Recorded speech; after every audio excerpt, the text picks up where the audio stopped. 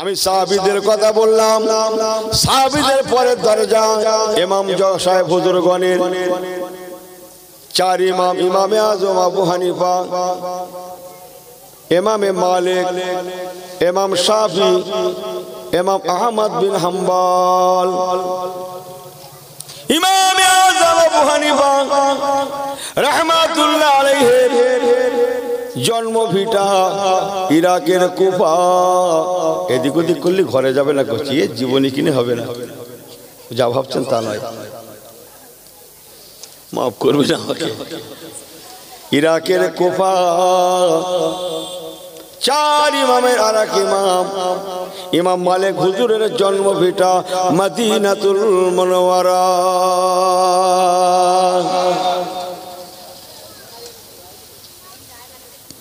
আমার আল্লাহ বাবাজি গণেরা, চার ইমামের অন্যতম ইমাম ইমাম মালিক রাহমাতুল্লাহ আলাইহি। কি করলে ঠিক না, ছেড়ে দাও না, আমি দেখিস তোমার সুবিধা মতো করছি।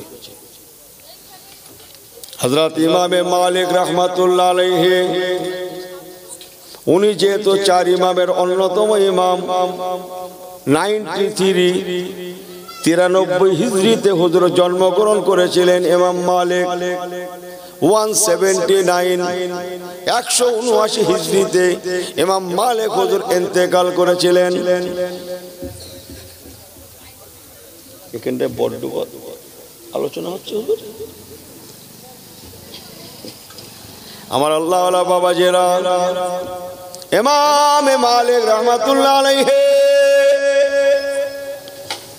যেহেতু চার ইমামের এক ইমাম, লক্ষ লক্ষ লক্ষ লক্ষ তার মুরিদ ভক্ত, সুবহানাল্লাহ বলবেন না? উনি মদিনার মসজিদে নববী শরীফের ইমাম। এই বাড়ি গিয়ে সুবহানাল্লাহ বলবেন, বাড়ি গিয়ে একটু জোরে বলেন। যে মসজিদে এক রাকাত নামাজ পড়লে আল্লাহ রাসূল বলেছেন, তিরমিজি শরীফের হাদিস পাক, 50,000 রাকাত নামাজের সওয়াব হয়। যে মসজিদে নববী শরীফে আল্লাহ নবী ফরমাচ্ছেন, বাবারা বাবারা, আমার হাজী সাহেব উম্মাত উম্মতিরা যদি আমার মদিনার মসজিদ নববী শরীফে এসে 40 ওয়াক্ত নামাজ বা জামাত তাকবীরে উলার সঙ্গে আদায় দিতে পারে, আমি নবী বলে গেলাম তাকে সঙ্গে করে নিয়ে আমি নবী আল্লাহর জান্নাতে পৌঁছে দেব। এই মেয়েরা কথা বলো না তো, এত কথা বললে হয়?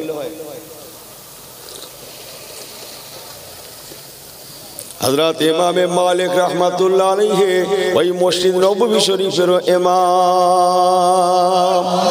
আটু জোরে আমার মুসলমান ভাইয়েরা, যেহেতু উনি চারজনের একজন, লক্ষ লক্ষ হাদিস পাকের হাফেজ, এই না জন্য ওনার ছাত্র হওয়ার সুবাদে দেশ বিদেশ থেকে বড় বড় আলেম হাফেজ মাওলানা মুফতি কারি মুহাদ্দিস গণেরা আসতেন।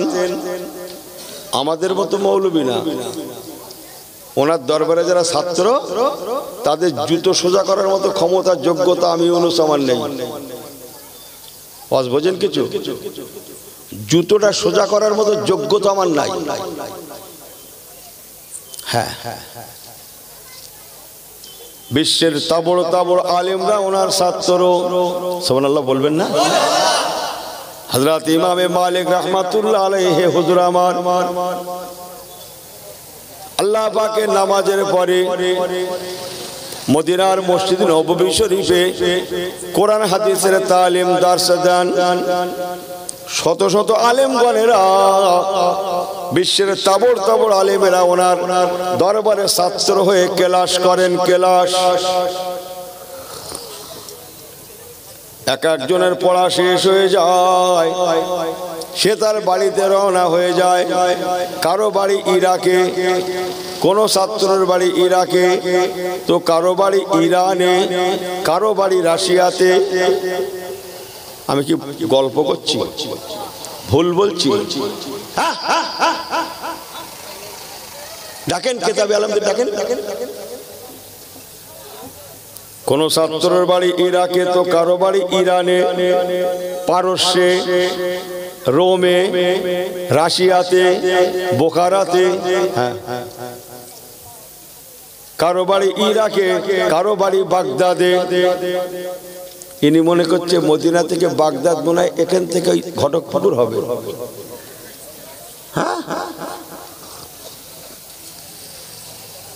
গুগলে সার্চ দেন, ব্রেন সাফ হয়ে যাবে ক হাজার কিলোমিটার। কথা বোঝেন? ইনি মনে করছে এই আর সেই। হ্যাঁ আমার আল্লাহ বাবাজি গণেরা, হুজুরের বড় বড় আলেম ছাত্ররা পড়াশোনা শেষ করে বাড়ি যান, যাওয়ার আগে বিদায় কান্না, আর দেখা হবে কিনা। হুজুর আমি রওনা দেব আপনার দরবারে 2 বছর 4 বছর 6 বছর 8 বছর যে যার মতো আপনার দরবারে ছিলাম, বড় তামান্না একটা বার যদি আপনি আমাদের বাড়িতে আসতেন, আমাদের দেশে আসতেন, আমাদের জীবনটা ধন্য হয়ে যেত। হুজুর একটু দাওয়াত গ্রহণ করুন, আমাদের ইরাকে একটা বারের জন্য আসুন। ইরানের ছাত্ররা হুজুর একটা বার ইরানে আসুন, রাশিয়ার ছাত্ররা হুজুর একটা বার আমাদের রাশিয়াতে আসুন।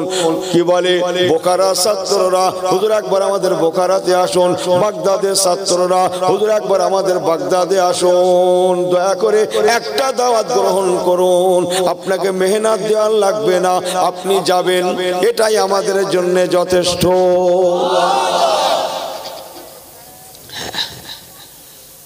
ওয়াজ বুঝছেন? হযরত ইমামে মালিক রাহমাতুল্লাহ আলাইহি বলেছিলেন বাবারা, ও বাবা মাওলানা সাহেব বোনেরা, মুফতি সাহেবেরা, মুহাদ্দিস মুফাসসির গণেরা, বাবারা বাবারা বাবারা, আল্লাহ পাকের নিয়ামতে শুকরিয়া, ওয়া আম্মা বিনিয়ামতি রাব্বিকা ফাহাদ্দিস। আল্লাহ পাক আমাকে মদিনা শরীফে পাঠিয়েছেন। আল্লাহ আমার জন্মভিটা মদিনায় করেছেন। রাসূলুল্লাহ যে দেশে শুয়ে আছেন, আমি ইমামে মালিক আমার মনের তামান্না আমি ঘুম থেকে উঠেই রাসূলুল্লাহর রওজায়ে আকদাসকে দেখব, আর রাতের ভাগে রাসূলুল্লাহ রওজা শরীফ দেখতে দেখতে ঘুমিয়ে যাব। বাবা ছাত্ররা, মাওলানা মুফতিগণেরা, আমি পাক্কা নিয়ত করেছি আমার সারা জীবন কোনদিনের জন্য হজ পাকের কটা দিন ছাড়া, যেহেতু মক্কার কাবা ছাড়া হজ হয় না, হজ পাকের কটা দিন ছাড়া আমি ইমাম মালিক মদিনার বাইরে পা বাড়াবো না। বাবা কাঁদবে না, বাবা কাঁদবে না, যাও বাবা যাও, তোমাদের জন্য দোয়া। ওই ইরাকের ছাত্ররা যাও বাবা যাও, তোমাদের জন্য দোয়া করছি। ওই ইরানের ছাত্ররা যাও বাবা যাও, তোমাদের জন্য দোয়া। ওই ইয়েমেনের ছাত্ররা তোমাদের জন্য দোয়া। ও সিরিয়ার ছাত্ররা তোমাদের জন্য দোয়া। রাশিয়ার ছাত্ররা যাও বাবা যাও, তোমাদের জন্য আমার দোয়া। ও বোখারার ছাত্ররা, ও বাগদাদের ছাত্ররা, ও বাসরার ছাত্ররা যাও বাবা যাও, তোমাদের জন্য আমার দোয়া। ও মক্কার ছাত্ররা যাও বাবা যাও, তোমাদের জন্য আমার দোয়া। আমি ইমাম মালিক নিয়ত আছে আমি সারা জীবন মদিনার বাইরে পা বাড়াবো না। আমার মনের তামান্না আমার জন্মভিটা মদিনাতুল মুনওয়ারা, আমার কবরটাও যেন হয়ে যায় মদিনাতুল মুনওয়ারা। জানি না কবে কখন মওত হবে, আল্লাহ ছাড়া কেউ জানেন না। বিসমিল্লাহির রহমানির রহিম। ফাইজা জা আজালুহুম লা ইস্তাখিরুনা সাআতাও ওয়া লা ইস্তাকদিমুন। যথা সময় মানুষ চলে যাবে, কার কখন মওত হবে আল্লাহ ছাড়া কেউ জানেন না। ও বাবা ছাত্ররা, জানি না আমার মওতটা যদি হয়ে যায় তোমাদের দেশে যাব, যদি আমার মওতটা হয়ে যায় আমি বেকার হয়ে পড়ব, আমি বেকার হয়ে যাব, আমার জীবনটা বরবাদ হয়ে যাবে। আমার মনের তামান্না আল্লাহ পাক আমার হুব্বুল ওয়াতান জন্মভিটাটা মদিনা করেছেন, আমার মাজারটাও যেন মদিনা হয়। না জানি কখন মওত হয়ে যায়, এই ভয়ে আমি মদিনার বাইরে পা বাড়াবো না। তোমরা যত চেষ্টাই করো আমি ইমাম মালিক মদিনার বাইরে যাব না।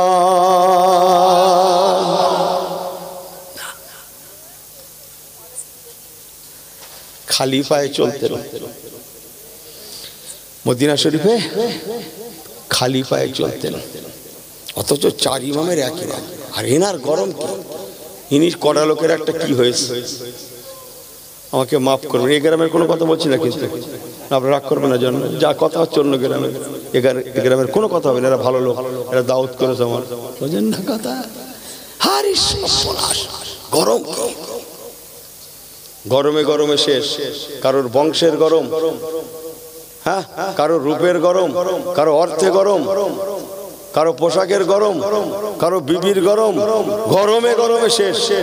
গরম মারতে গরম মারা এলেমের নাম হচ্ছে লা ইলাহা ইল্লাল্লাহ, জিকির ইলমে মারিফাত।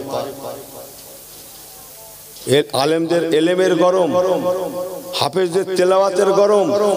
আর একটা কি বেরিয়েছে এখন এই গজল শিল্পী, শিল্পী না কি বলে বলো না, আমি ঠিক করতে পারি, শিল্পীদের সাউনের গরম। যে এই গরম মারার জন্য বসির আল্লামা রুহুল আমিন সাহেব রহমাতুল্লাহ আলাইহি পর্যন্ত ইলমের গরম মারতে মুজাদ্দিদুজ জামানের দরবারে গিয়েছিলেন। বড্ড জোরে হয়ে গেল না? ডক্টর শহীদুল্লাহ সাহেব 18 ভাষায় পাণ্ডিত্য অর্জন করা মানুষটাও মুজাদ্দিদুজ জামানের দরবারে গিয়েছিলেন। কথা বোঝেন না মনে হয়? আর হবে না, যাওয়ার হয়ে গেছে। আমার আল্লাহ আল্লাহ বাবাজিরা, ও নওজোয়ানেরা, মুরব্বীগণেরা, জিকির আজকার করবেন। আল্লাহওয়ালারা যে মাহফিল করেন, বসেন, ওই রকম মাহফিলে বসবেন। আল্লাহ কারে আল্লাহ আল্লাহ রাসূল কুরবাত হয়ে যাবে, নিকটবর্তী হয়ে যাবে, আল্লাহ আল্লাহ রাসূল হাসিল হবে। হুজুর ইমাম মালিক রাহমাতুল্লাহ কথা বলছিলাম, মুসলমান ভালো করে শুনে নেন।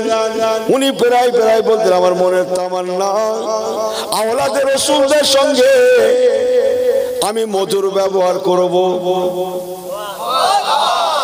ইমাম হাসান হোসেনের সঙ্গে মধুর ব্যবহার করব। রাসূলুল্লাহর রওজা দেখতে দেখতে ঘুমিয়ে যাব, ঘুম থেকে উঠে রাসূলুল্লাহর রওজা দেখতে দেখতে আমি মসজিদে নববীতে নামাজে দাঁড়িয়ে যাব।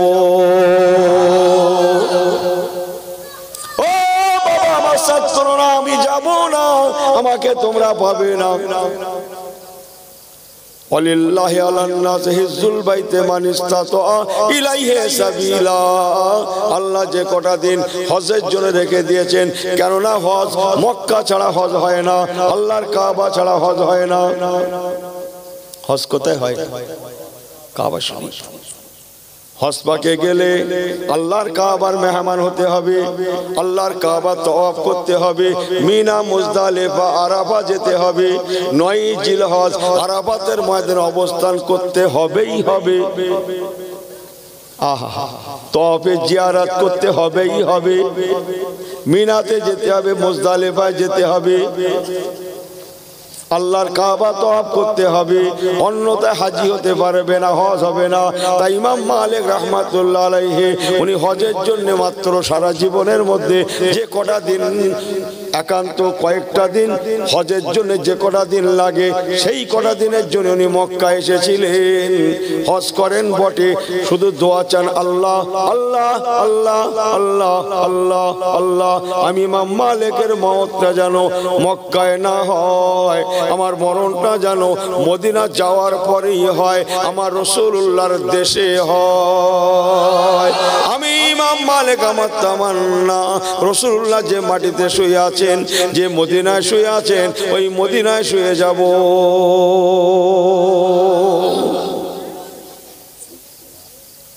তারা আশা করেছেন কি, আর ইনি লড়ে যাচ্ছে সেই দুহাতের জ্বালায়। আমাকে ক্ষমা করবে, দুহাতের জ্বালায় লড়ে যাচ্ছে। হ্যাঁ, তারা আল্লাহর কাছে শুধু কাঁদতেন, আল্লাহ আপনি আর আপনার হাবিব, বলুন না জোরে সুবহানাল্লাহ। আমার আল্লাহ আল্লাহ বাবাজিরা, ও নওজোয়ানেরা, মুরব্বীগণেরা, মায়েরা বেটিরা সর্বসাকুল্যে তাই বলে গেলাম, ফিরে আসেন, তওবা করুন, তুবু ইলাল্লাহি তাওবাতান নাসুহা, খালেস দিলে আল্লাহর রাস্তে তওবা করুন। কেন জানেন? বান্দার হিসাব আল্লাহ তাআলার কুদরতি কামেলার মুঠার মধ্যে।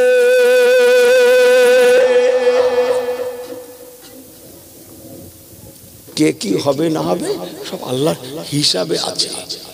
বিয়ে করতে গিয়ে বর উঠে আসে, দেখেছেন? বলে হুজুর তোমার নি খেয়ে কাজ ভালোই বলছিল, আবার কি বলছো একটু বললু। বিয়ে করতে গেছে সেজে গুজে, বিয়ে হবে, হঠাৎ কিসি কি হলো, বর উঠে পালাচ্ছে। আমি কি বড্ড ভুল বলছি বলে বলে খোঁজ, মেয়ে খোঁজ, সদ্য খুঁজে বিয়ে দিয়ে বউ মালে তাই বাড়ি গেল। এও বলেছি খোঁজ, ছেলে খোঁজ। দেখেছেন? আরে সর্বনাশ, কোথায় আছে না? আল্লাহর কুদরতি কামেলার হাতে সব। ইনি জিরো থেকে হিরো হবে বলে এনার শরীয়ত মানার সময় নেই। আজকে মার খাচ্ছি, বেদম মার খাচ্ছি, জান ভরে মার খাচ্ছি, তাও হবে না। ফিলিস্তিনকে শেষ করছে ইহুদির বাচ্চারা, শুনেছেন? এই হ্যাঁ হো করেন না কেন আপনারা? আপনারা পৃথিবীর বাইরের লোক নাকি? ফিলিস্তিন বাইতুল মুকাদ্দাসকে কেন্দ্র করে ইহুদির বাচ্চারা শেষ করছে, শুনেছেন? ওরাও জানে, চালা, আরে মার মার তো মার, চালা। এ মোল্লারা পারবে না, মোল্লারা পারবে না। ইহুদির বাচ্চারাও জানে, মার চালা, এ মোল্লারা পারবে না। কেন?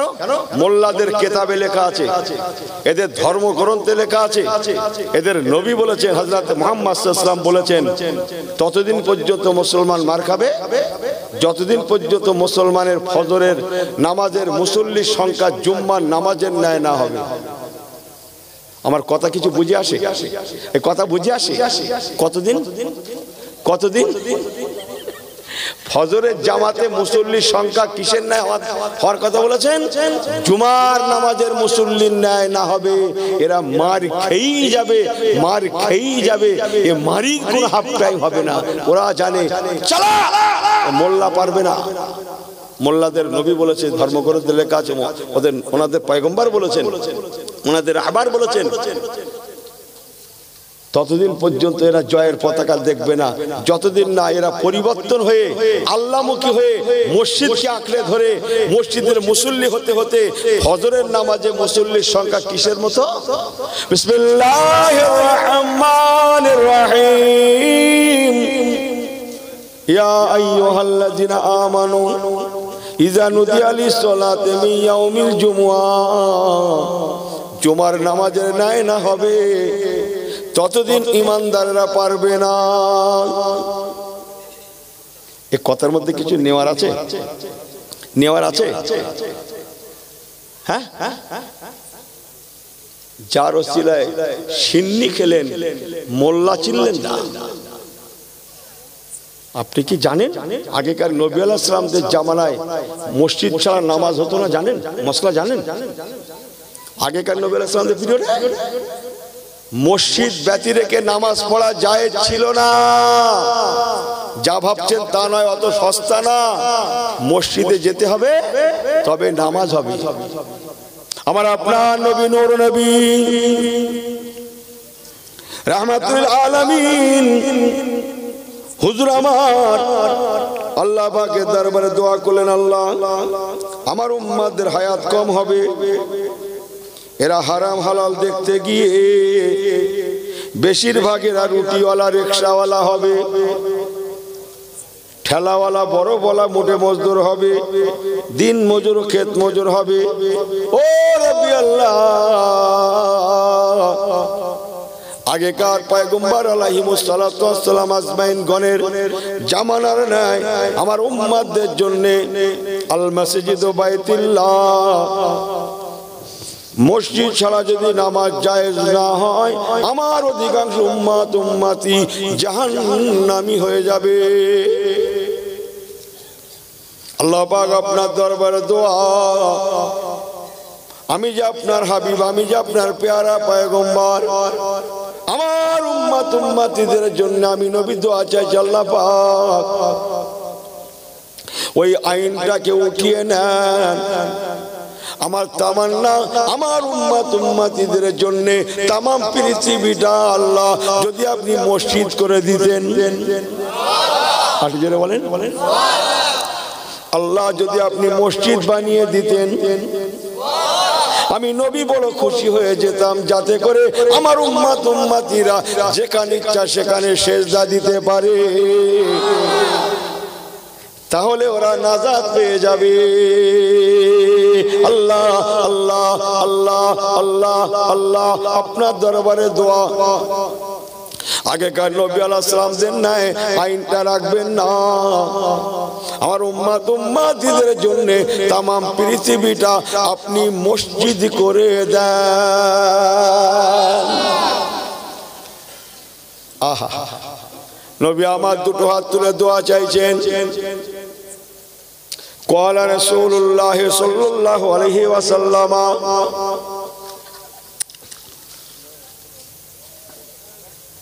জুয়েলাতুল আরদু মাসাজিদা।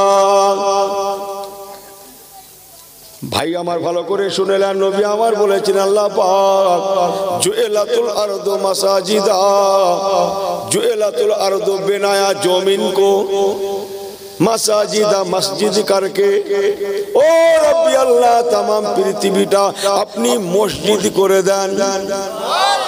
आटू जोरे जोरे संक्षेप बोले गेलाम आल्लाह पाक आमार नबी कामलीवाला नेके दोयाके कबुल करे निये आमार हुजूरके आश्वस्त करलेन, हाबिब जान आपनार खुशिते आमी आल्लाह खुशी आछि। ওয়ালা সাওফা ইউতিকা রাব্বুকা ফাতারদা। নবী আপনি যাতে খুশি আমি আল্লাহ তাতে খুশি, হাবিব আপনি জান আপনি যাতে খুশি আমি আল্লাহ তাতে খুশি। আর একবার জোরে বলেন সুবহানাল্লাহ। আমার পেয়ারা হাবিব আমি আল্লাহ পাক আপনার দোয়াকে কবুল করে নিয়ে तमाम পৃথিবীটা আপনার উম্মতিদের জন্য আমি মসজিদ করে দিলাম, বানিয়ে দিলাম। ও মুসলমানের ছেলে মেয়েরা, আমার ফুলবাড়ি এলাকার ভাইয়েরা, এই জন্য আমরা যত্র তত্র নামাজ পড়তে পারি, এটা অন্য কিছু নয়, আমার নবী কামলিওয়ালার ওসিলা ওসিলা ওসিলা। আল্লাহুম্মা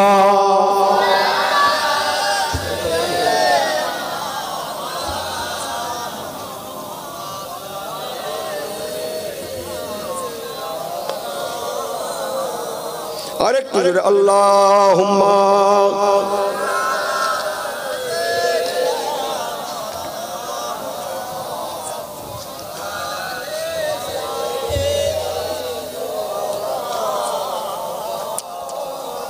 पैगंबरों की रौजा दिखा दे खुदाया, डरे मुर्ताद से मिला दे खुदाया, शराबे मोहब्बत पिला दे खुदाया, पैगंबरों के रौजा दिखा दे खुदाया। अपने आँखों से देखा नहीं है मगर उनकी तस्वीर सीने में मौजूद है। अपने आँखों से देखा नहीं है मगर उनकी तस्वीर सीने में मौजूद है। जिनकी खुशबू से महका है सारे जहां ओ खुशबू मदीने में मौजूद है। अल्लाहुम्मा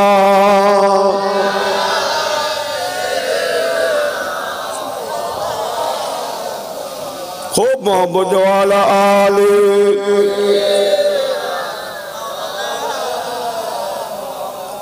আমার আল্লাহওয়ালা বাবাজিরা কি বলতে চাইলাম, ফিরে আসুন, ফিরে আসুন, আল্লাহ পাকের কাছে কাঁদুন যে ফিরে আসুন। জগৎ বিখ্যাত নেশাখোর, নেশা মদ্যপায়ী, এত বড় মদ্যপায়ী, মেয়ে ছেলে, বেটা ছেলে, বাচ্চা, বুড়ো, ওনাকে দেখলে পালায়, সরে যা, সরে যা, নেশাখোর আসছে। কথা বোঝেন? হেদায়েতের মালিক কে? আল্লাহ নয়? নেশাগ্রস্ত অবস্থায় হেঁটে চলেছেন, জানা কথাটা বলে দিয়ে যাই। আমার আল্লাহকে চেনেন? আল্লাহ কাকে বলে? আমার আল্লাহ এমন আল্লাহ, বান্দা তওবা করলে আল্লাহ খুশি হয়ে যায়। আমার আল্লাহ এমন আল্লাহ, বান্দা গুনাহ খাতা ক্ষমা চাইলে আল্লাহ মাফ করে দেন। একটু জোরে বলেন। হেদায়েতের মালিক যে আল্লাহ। নেশাগ্রস্ত অবস্থায়, মদ্যপায়ী অবস্থায় রাস্তার উপরে পড়ে থাকা একটা আরবি কাগজ দেখলেন, আরব জগতের মানুষ, উঠালেন, দেখছেন তাতে লেখা আছে বিসমিল্লাহ শরীফ। বলুন না জোরে সুবহানাল্লাহ। নেশাখোর মানুষ, কিন্তু তার মধ্যে নূর আল্লাহ ঢেলে দিলেন। মনে মনে ভাবছেন বিসমিল্লাহ শরীফ লেখা কাগজটা ফেলে গেলে না জানি কেউ ভুলবশত পা দিতে পারে, বেয়াদবি হবে, আমি বাড়ি নিয়ে যাব, একে যত্ন করব, একে ইজ্জত করব, সম্মান করব, ঘরে উঠিয়ে রাখব। ধুলো মাখা, ময়লা মাখা কাগজটা, বিসমিল্লাহ শরীফ লেখা কাগজটা নিয়ে বাড়িতে চলে গেলেন। গোসল করলেন, ওযু করলেন, ধুলাবালিগুলো ঝাড়লেন, আতর খুশবু তাতে মাখালেন। সুবহানাল্লাহ বলবেন না? আপনাদের জানা কথা তো, রাত্রে ঘরে উঠিয়ে রাখলেন। রাতের ভাগে ঘুমিয়ে গিয়েছেন, আল্লাহর তরফ থেকে খবর দেখেন। ওনার নাম অন্য কিছু নয়, হযরত বাশার বিন হারিস বিশহাবি, রাফাতু ইসমি ফারাফানা। আমি কিতাবের ভাষায় বলছি, শোনা নয়, মাফ করবেন। রাফাতু ইসমি ফারাফানা, ইসমুন মানে নাম। ও বাশার বিন হারিস, আল্লাহ পাক বলছেন রাফাতু ইসমি, ও বাশার বিন হারিস, তুমি আমি আল্লাহ পাক আমার নামকে সম্মান জানিয়েছো। ফারাফানা, আমি আল্লাহ তোমার নামে সম্মান ইজ্জত লাগিয়ে দিলাম। সকাল হয়ে গেল, ফজরের আজান হয়ে গেল, উনি নামাজ পড়লেন, বাড়িতে এসে বসলেন। অন্যান্য দিন বন্ধু বান্ধবরা আসেন, চলেন যাই, একসঙ্গে খাওয়া হবে। উনি ঘরের বারান্দা থেকে হাত নাড়া দিয়ে দিয়ে বলতে লাগেন আলবেদা আলবেদা। সুবহানাল্লাহ বলবেন না? আলবেদা আলবেদা আলবেদা আসসালাম, আলবেদা আলবেদা আলবেদা আসসালাম। বিদায় সালাম বন্ধু, বিদায় সালাম, জনমের মতো বিদায়। আমি তওবা করেছি, সুবহানাল্লাহ বলেন।